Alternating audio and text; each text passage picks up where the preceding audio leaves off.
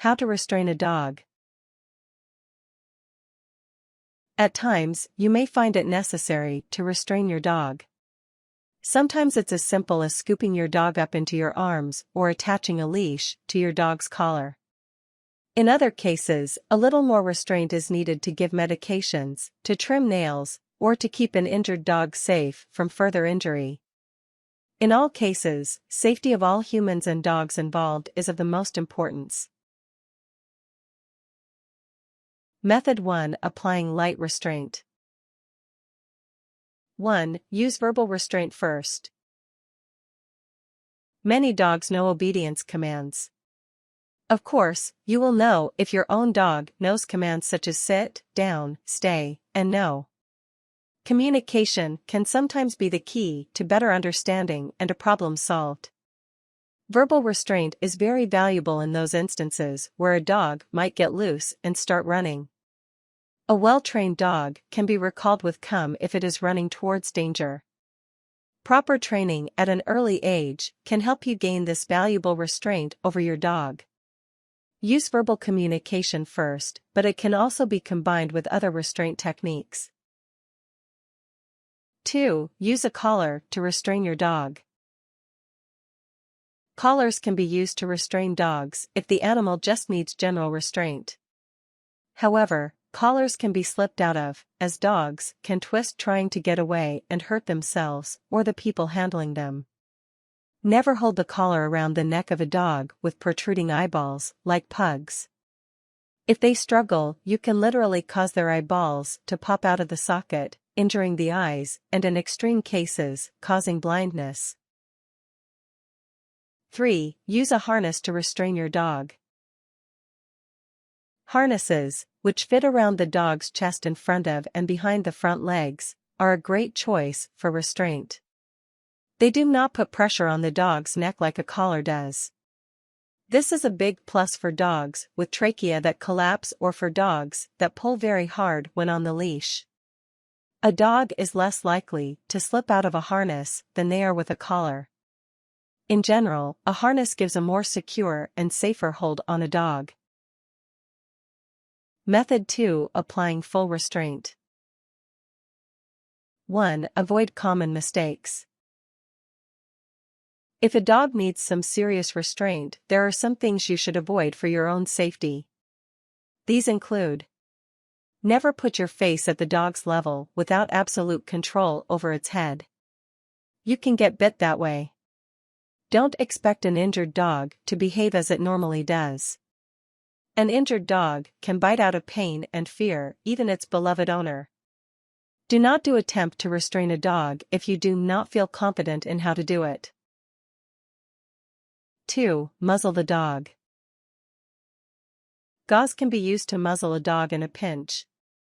Cut a length of gauze, about 1 foot for small dogs and 2 feet for large dogs, and make a loose knot in the middle. Put the loop of the knot around the dog's muzzle. Tie it off snugly on top of the nose, then take the loose ends and tie them behind the dog's ear snugly. Alternatively, there are muzzles that you can purchase that are made of fabric or nylon and work in the same manner. Gauze muzzles and basic nylon muzzles will leave the nostrils and mouth exposed, allowing the dog to breathe normally. Sometimes the surprise of being muzzled keeps the dog distracted enough to perform procedures like nail trims, ear drop placement, or any other minor medical procedure with relative ease.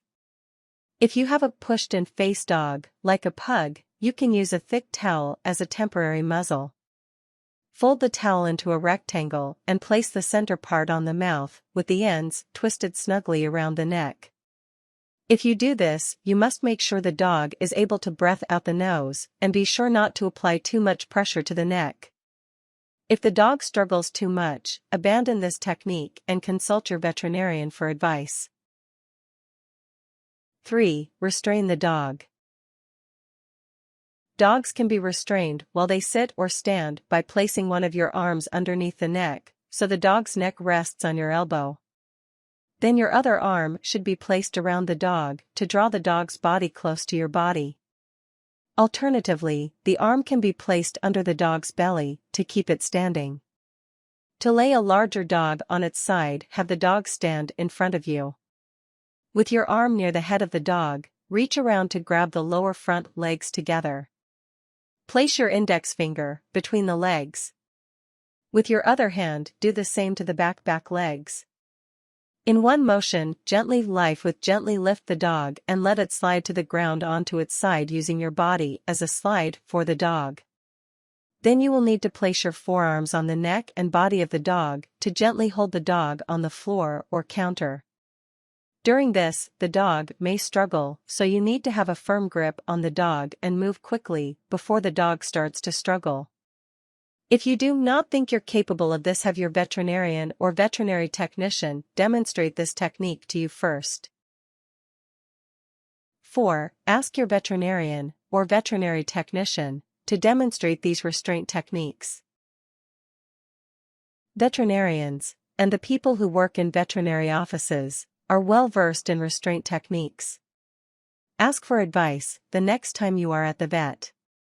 Knowing how to safely restrain a dog could come in very handy in the future. Tips: a second person to help you can make restraining a dog that much easier, even if that person is there just to distract the dog while you are restraining it.